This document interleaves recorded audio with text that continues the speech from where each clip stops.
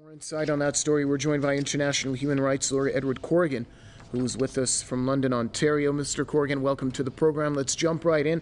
I'd like to get your views on the recent violence that has unfolded in Kandahar in Afghanistan.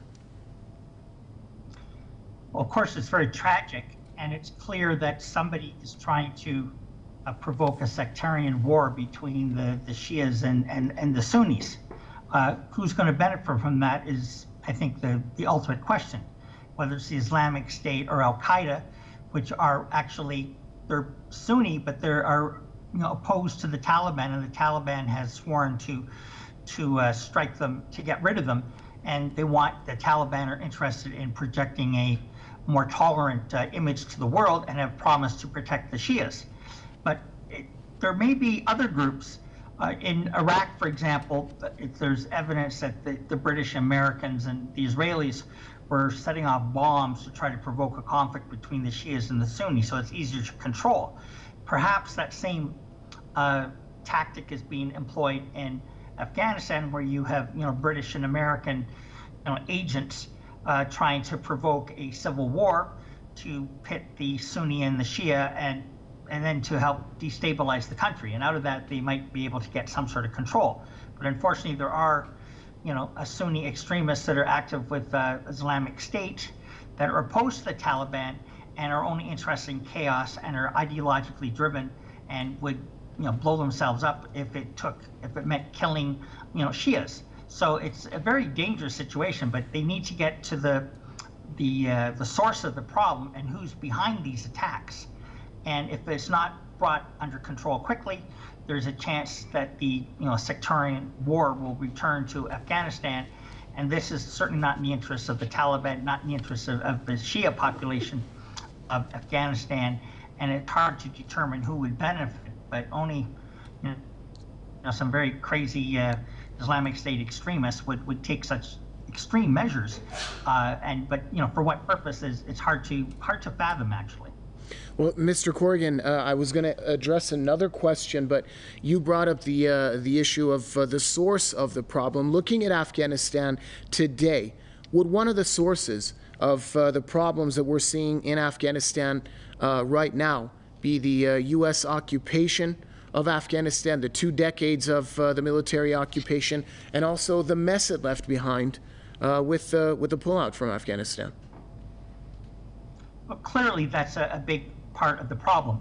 The United States and their NATO allies, destroyed much of the infrastructure in Afghanistan, destroyed the social and cultural structure, and they put, over $2 trillion into it, but they didn't do any long-term benefits. The vast majority of Afghans are still poor. The majority of people still have no electricity, and so there was no benefits. Even though the money went in, it only went to warlords and was stolen, but it didn't do any long-term benefit. So the people in Afghanistan got little or no benefit of 20 years of American occupation in the country. And when the Americans pulled out, of course, the previous government collapsed and the Taliban basically just walked into power. So that's a major part of the problem. You need to build, social, economic, and political structures that combine the various, ethnic and religious groups in Afghanistan into a whole that they can work together and both help each other and benefit, and by building Afghanistan.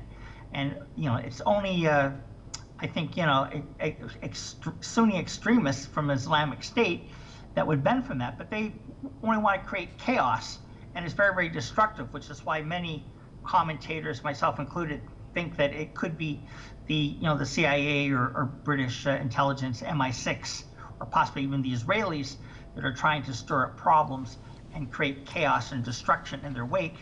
And if that's the case, then it's a very, very serious problem. But they need to get to the root cause, solve it, and eliminate the source of the problem, and of course, bring peace back to Afghanistan.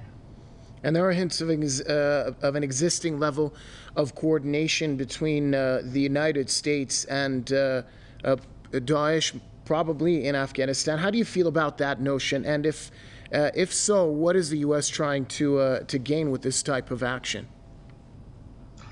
Well, it's hard to say what the U.S. is going to benefit from it, other than by creating chaos.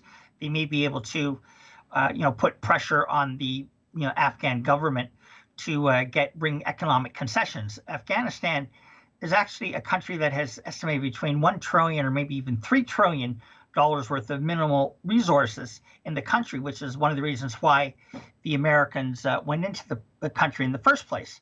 So there is resources there, but instead of building up constructive partnerships with the government of Afghanistan and the various social and economic forces in the country, they're stuck on this thing. We'll create chaos, and out of that, we'll try to extract some concessions.